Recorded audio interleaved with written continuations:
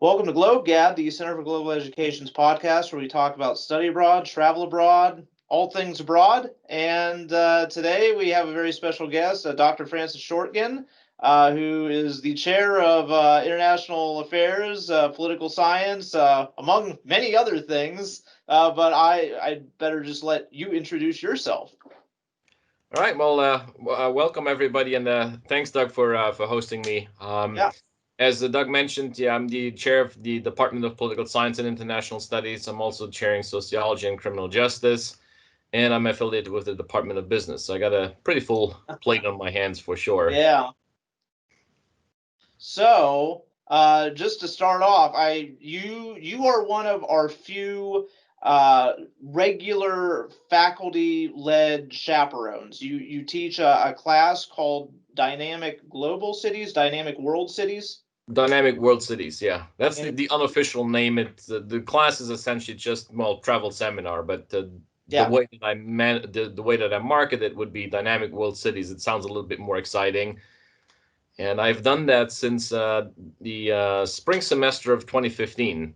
yeah, And so the whole idea behind it was to give students an opportunity not just to sample a different culture, because obviously we do a lot of sightseeing and engage in cultural activities, eating all the foods in various places. But the real sort of nuts and bolts of the trip is essentially networking, really high-end business networking. So what we do in addition to the obligatory sightseeing and cultural visits is spending time with CEOs, managing directors, chairmen of companies, and basically learn about different companies, different industries. And it's an opportunity, as I said, for students to sort of get through the door, interact with high level officials, and they might be able to in turn open doors for students somewhere else or maybe in their own companies. yeah. And Very exciting. since 2015, I've taken students to Singapore, to Hong Kong, Shanghai, Yep. Dubai, and Abu Dhabi, although most of the time was spent in Dubai, and Mhm. Seoul, South Korea. And of course, this past spring break, we wanted to go Yeah. back to Singapore, but unfortunately, those plans fell through. Yes, they did, to say the least. A lot of travel plans fell through, including some of my own. But getting back to some of the locations that you just listed, I understand, disclaimer, Dr. Shortgen was one of my main professors in my undergraduate studies here at Mount Union, my upper level courses. You talked about many of the places that you've lived and studied, and Singapore is one that holds a special place. I believe you got your master's there, right? Yes, I did my Master's of Business Administration. Right. Yeah. Yes. And so in the places that I have taken students to, I mean, it was a little bit self-serving in a way because I wanted to go to places that I knew a lot about to Sure. begin with, so that at least it's more impactful for students. And in Singapore, I spent about a year and a half studying at the National University of Singapore. So as you said, Singapore holds a special place for me because if you ask me today, if I had an opportunity to, pack my bags and go to one place right now, if you were to give me a ticket, I'd be on the plane, yesterday to go back to Singapore for sure. But that being said, the other place I've lived in actually was also I spent a year in Hong Kong, and in a way, Hong Kong is more exciting. It's more dynamic than Singapore in some ways. Also a little bit more chaotic, maybe. Mm-hmm. It feels at Especially now. times. I'm sorry. Especially now. Oh yeah, Yeah. absolutely.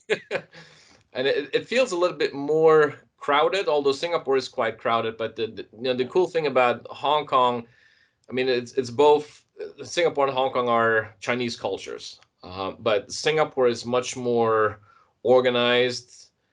Maybe because of the governmental structure, it's a little bit more on the soft authoritarian side. But I Yeah. love it there because everything works like clockwork. Singapore is like the Switzerland of Southeast Asia.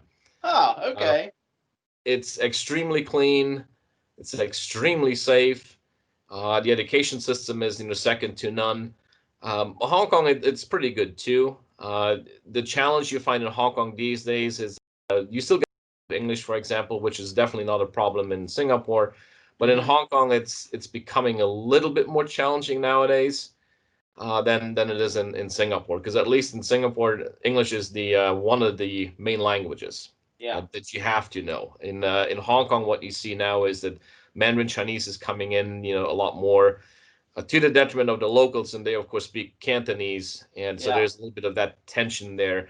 But the good thing about Hong Kong would be, and I did that with the students as well. There's a lot of places you can go to. I mean, you could literally go into mainland China. Of course, you have to have a visa for that. So when I talk about China and Hong Kong, I always sort of look at the two separately because there is a border. Even though if you're in Hong Kong now, you feel that you're really in China because the Chinese influence is Yeah. right up in your face.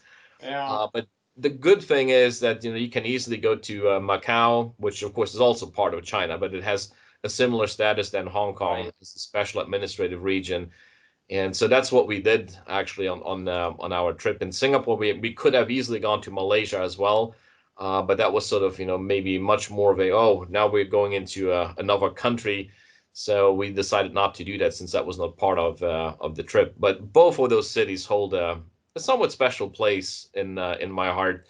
Um, Now Hong Kong was the first one that I actually lived in Asia, and I would be remiss if I wasn't going to mention Seoul, because that probably Singapore might still be number one for me. Uh, and then Seoul, South Korea might be a very close second because I spent actually in terms of living in Asia, South Korea was where I spent the longest amount of time, about 2.5 years. Okay. And I have a very strong personal connection to South Korea since my wife is from South Sure. Korea. Yes, of course. Yeah, I understand that aspect of appreciating culture as well. So let's go back to the beginning. You are a native of Luxembourg. Yes, I am. So you, I don't even know where to begin. Like how did you find Singapore on a map? What drew you to all these places in East Asia to live and study?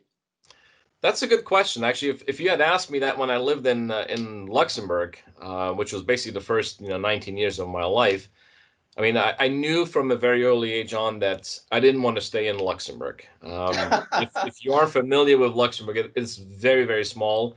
Yeah. And when people visit, they say, "Oh, it's a nice place. It's beautiful. The landscapes and the scenery, everything is great." But if you spend 19 years in a place, it kind of grows on you, and not necessarily in a good way. Yeah. So I just wanted to get out, Yeah. and where my fascination with, well, I had always been traveling actually from an early age on, but I wanted to go to the United States, and so I mentioned this because there's a long road that actually led me to Singapore, Yeah. and this is, I think, beneficial even for students when when you have international students in your classes. You want to mingle with them, you want to learn about where they're from, what their culture is like. You might Yeah. just get intrigued about their countries. So for me, when I spent time in my undergrad institution at Miami University, I had a lot of international friends. I avoided the ones from Luxembourg because I didn't want to mingle with them. I just wanted to, Yeah, of get away course. from Yeah. from people from Luxembourg. But a lot of the friends I made happened to be from Asia, and I had always sort of a fascination with Asian culture, Asian and martial arts. I practiced that when I was in Luxembourg. I was fascinated by the history Yeah. of Asia, and so I had a lot of those friends. I got into Asian studies a little bit more, and one of my friends happened to be from Singapore. So as I finished my undergrad studies, I spent 6 weeks in China with my mentor on a sort of a study tour, which gave me the idea for my own Dynamic World Cities seminar later. And at Mm-hmm. the end of those 6 weeks that we spent in China, we were basically encouraged to just go and travel on our own a little bit more. And having all these friends from Asia, I Yeah. thought, well, this is great. I had friends from Hong Kong. So for the very first time in 1997, I visited Hong Kong. I was in Hong Kong Wow. during the handover. And Yeah. British pulled out, the Chinese came in. I still have some of those pictures. I mean, it was literally right smack that in the middle. So Yeah. one of the few times you can say I actually witnessed history unfold. Yes. And on the tail end of that trip was my visit to Singapore. So my exposure goes back to 97. And when I was there, I had my first run-in with, well, the local culture and in terms of food. It didn't work out so well. Let's just put it at that. I always loved spicy food, but Yeah. I overdid it Mm. royally. So much Okay. so that I was bedridden for about, I would say, 2 days for sure. It was Oh, really, wow. really bad. Ever since then, that my spice level's like, yeah, it doesn't matter what you give me, it doesn't affect me anymore. But there was something about that visit that still made me feel that I wanted to go back. And I had sort of, if you will, a second family. My friends' parents always, accommodated me at their home, Yeah. and that's sort of where the seed was sown, essentially. And then, of course, I went and studied East Asia and in grad school in San Francisco. And then I got interested in business as a result of those studies as well. And Yeah. then I figured, well, since I'm focusing on Asia, I really want to actually experience it on a more extended period of time. And that's when I moved to Asia. And Hong Kong was my first stop. And then I transferred to Singapore, and I loved every minute. Yeah. Hmm. So, what do you so I understand that the majority of your experiences have been in East Asia, but like you said, you were doing traveling at a pretty young age. So, how many countries do you think you've been to at this point? Oh, I can't remember the exact number, but just to give you sort of maybe geographically, I can give you a rough rundown. Now, the good thing about growing up in Luxembourg, apart from the fact that it is so small and you just want to get out, Right. good thing about that is that literally from where I lived in Luxembourg in the southwest, it would take me about 10 minutes, maybe 15 minutes, and I would find myself in Belgium or in France. Right. And and I have family in Belgium as well, so I did spend some summers there, mostly on the coast. But it was very easy, to go to different countries. And of course, even at that time in Europe, we had, well, there's border crossings. Like, yeah, well, you just kind of wave, and then you Yeah. went right through before the Schengen Agreement came in, where literally Right. there were no more border crossings. Germany might have taken me about half an hour to get to. So those three countries were the first ones that I spent time in, and then I would travel to Austria, to Switzerland, like for winter breaks, for skiing, even though my skiing was not so good. Uh, I spent time in the Netherlands, not a very lengthy amount of time, but just a couple of days visiting here and there. Yeah. Spain, I spent quite a bit of time there. I did visit the Czech Republic, the UK, where I actually went for language training when I was in high school. And I think that's roughly my exposure to Europe. So it could be more extensive, but those are the countries that I remember having gone to. Then, if we look at well, North America or the Americas in general, I was really just focused on North America, so the United States and Canada. Sure. Um, I did spend some time in Africa. There were two places that I visited. One was for about 2 weeks in Morocco for vacation when I was in high school still. And then I took a sort of a 1 day trip while I was in Spain on the Canary Islands off the coast. I mean, south of mainland Spain, so off the coast of West Africa, the Canary Islands. And I took a trip over to Gambia, which is like a sliver of land that's Yeah. Right. surrounded by Senegal. And that was kind of fascinating. But that was my only exposure to Africa. In the Middle East, my very first exposure was with the students when I took them to Dubai and Abu Okay. Dhabi, and that was fascinating. I kind of want to go back. Maybe some other places, but Dubai is definitely. I mean, if you haven't been there, once you go there, you won't talk about any place that you've been to as extremely developed once you have seen what's going on there. Yeah. And then, of course, Asia was, where I spent most of my time overseas. So China, I traveled extensively in '97, in 2005, six, and seven. I would spend a month with students and my mentor, and we would show them to special economic zones, companies, local government officials. We would visit with them. Hong Kong, again, I treat China and Hong Kong a little bit separately. Yeah. India was one of my first visits, was about 2 years ago. Not exactly my favorite place, but then again, I've only seen one part, so it might be too premature to actually render Art. judgment on this. Indonesia, I spent time there while I was in Singapore because it's just a boat ride away. Mm-hmm. Malaysia, again, Singapore, South Korea, Vietnam, and Thailand. So I think that pretty much covers the places I've been to so far. Oh, that's all. So, when you get a passport, you probably get the one with the extra pages, right? Actually, yes, I'm just applying for my since I got my U.S. citizenship now, so I'm looking at the passport application, said the regular one or like the thick one. I'm like, I think I'm gonna take the thick one for sure. Yeah, yeah. Well, do I say congratulations on being a citizen? Now, this is a weird time to congratulate someone on being a citizen. That's but a good thing at least is I still have dual citizenship, so I still have my EU passport, and I will never give that one up. That's for sure. I can't blame you. My wife is a dual citizen as well. She became a citizen in 2018, and yeah, she definitely likes having two passports. But I mean, the other country she is a citizen of is Russia, and I don't know. I don't know. At least they're more honest about it over there. But anyways, yeah, I almost want to ask you about the presidential election. But I don't know if this would be an appropriate place to get your opinion on the current developments of American politics right now. Yeah, we can cover that in some other form, Part maybe. two, Yeah. probably. So I think it's fair to say that Europeans have a wider worldview, and I think it's probably because, like you just said, you live in such close proximity to other countries' borders.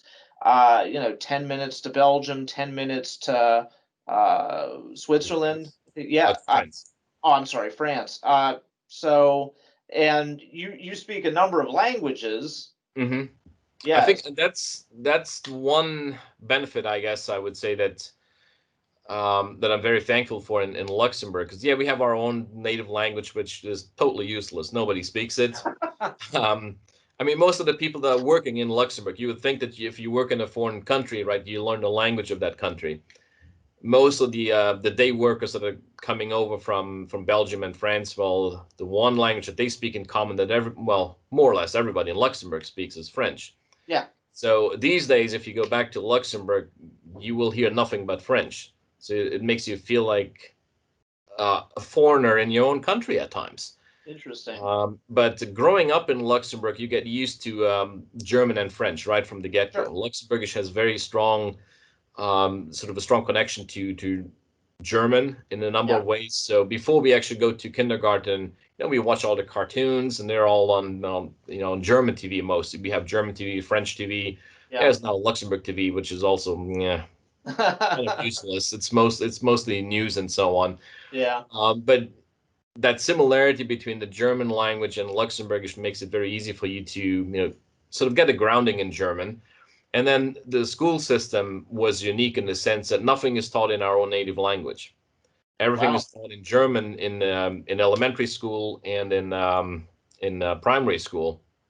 When you get to secondary schools and like high school, then all of a sudden some of the subjects that you're being taught, they're shifting to French. So let's say mathematics in primary school is taught in German. You get to high school, from day one they switch to French. So that takes some adjustment in a way. History is 3 years in German, and then the last 4 years is in French all of a sudden. So you have that. You build up a certain facility with languages in a way, I and would. Oh. the more you study languages, even if it's just one foreign language, it's another window on a different culture. You get it. You can't learn a language just by focusing on grammar and the Right. vocabulary. You have to basically get a little bit deeper into the culture, mingle Yeah. with people, and so having gone through that in Luxembourg, and well, in a pretty safe environment, I built up that the curiosity for foreign languages. Yeah. And then, of course, added onto that English, which was a requirement in high school as well. And then when I came to the United States, being interested in Asia, I figured, well, what do I want to study? I was much more interested in Japan early on, even though I've never been to Japan, other than a layover at Osaka Airport so far. Wow. Okay. And that's where my fascination with Asia started, but I haven't been there. But I started with the language, and then sometimes it's also important, who you come across during your studies. People Yeah. can become your mentors, maybe. And I Yep. had that great fortune with an individual at Miami University, and he told me point blank that, well, you're wasting your time, focusing on Japan. And I thought, well, why? I like it. The culture is it's sophisticated. It's a rich Yeah. culture. I like that actually better than the Chinese culture in a way. And, Yes. and he laid out all the reasons why I was wasting my time. And he looked at it more from really sort of the cost benefit point of view, what's in it for Sure. you in terms of careers and so on, Yeah. economic opportunities. And the more he outlined it, the more I realized that, yeah, he might be onto something. So then I switched to Chinese, and I did that in grad school as well. And I'm not fluent in Chinese, but Yeah. it's decent enough to sort of get by. And then when I moved to South Korea, of course, well, very few people at that time when I moved there in the early 2000s spoke English, even though they learned it in high school or Yeah. university even, but they didn't want to practice it that much. Yeah. So I was truly a foreigner in again, and well, I look different too. So there were not a Yeah. lot of white Caucasians in South Korea at the time. And so I figured, well, maybe I should learn some of the language. And of course, having met my future wife there Sure. early on, I that should have given me an incentive to learn more Korean. Yeah. But my Korean is pretty weak, and Yeah. that's an understatement for sure. I can read most of it because it's very easy to learn how to read and write it. They have about 26 or 27, symbols. Yeah. But the vocabulary and the grammar, that is a real killer. And looking at that, and I was working at the time, then going to language classes at night. I figured, no, I need some downtime. And my wife's Yeah. English was so much better than my Korean would ever be, so Yeah. I didn't No. really have any incentive to learn too much of it, And I know which a I few. kind of regret actually. But if students are watching these podcasts, hopefully, Hopefully. um, I can only encourage you really spend the time, effort, and energy to learn a foreign language. It Yes. really will pay dividends later on. It really will. And I think Americans are just at a distinct disadvantage right from the get-go because most students don't really begin learning a foreign language, even one foreign language, unless they're the children of immigrants, Mhm. uh, until high school. The first foreign language that I started learning was French when I was 17. Well, Very unfortunate, very unfortunate. And I studied. It is funny that you mentioned that your mentor said to maybe not focus on Japanese because I was in your comparative politics Asia course my senior year, and Japanese was one of the languages I was studying, and I was fascinated by the culture as well. And I just remember bumming out about that really hard. I'm like, I should have taken Chinese. But no, yeah. I understand. And one of the reasons why I think we don't learn languages that easily or we don't want to is because, well, everybody in the world seems to speak English anyway, so there's no Yeah, real incentive to learn it. the curse But and blessing. exactly the way that I always illustrate it to students though is, imagine you're sitting somewhere and you have people speaking a foreign language and you can sort of lean back and just eavesdrop on that conversation, Yeah, of which of course you shouldn't do, but of course we all do course that you will. way. And it's funny at times. I remember Yeah, a situation in China. I was sitting in a hotel for breakfast with my mentor, and he's originally from Switzerland, so we both speak German. right. And we're sitting at breakfast, and right next to us was I think there were two German engineers because there was a German car company in that city that we were in. And Yeah, well, they didn't expect anybody else to speak German, so they just yeah, loaded and complained about the work conditions and the local workers. And my mentor and I were sitting there trying to keep a straight face because we understood everything they were of saying. course. Yeah, Or even if you go into business later and global business, you meet people from all walks of life, from different cultures. You have to negotiate with them. Well, if you don't speak the language, you have to go for an interpreter. but sometimes things get lost in a translation. Certainly. Even if you do speak the language of the person that you're negotiating with, you maybe still want to go through an interpreter because you have that ace up your sleeve in a way. If they Yeah. don't know that you're speaking that language, you can use it to your advantage. Yeah. The last story I might want to share, this was truly fascinating. This was in Okay. South Korea. I was sitting in a meeting at Deloitte Consulting, one of the big consulting firms, and we had a senior American official coming to South Korea, and he was meeting with a Korean senior advisor to Deloitte Korea. Well, the elderly Korean didn't speak any English. The American didn't speak any Korean, but they didn't go through a translator because they both spoke fluent Chinese. Yep. You have an American and a Korean speaking to each other in Chinese, and I was sitting there thinking that, this is globalization really Yeah. at its finest, breaking down those barriers in terms of both culture and language, and it left a lasting impression on me. Well, clearly it has, and I could keep asking you questions for hours, but I know that you have a meeting coming up shortly, so hopefully we'll just have to do a part two later. And Sure. yeah, thank you for joining us on the podcast. Really enjoyed it. Oh, you're very welcome, and yeah, I'd be very happy to do a part two. So just let me know, and I'll be sure to make the time for it. All right, thank you, Dr. All Schorgen. right, you're welcome.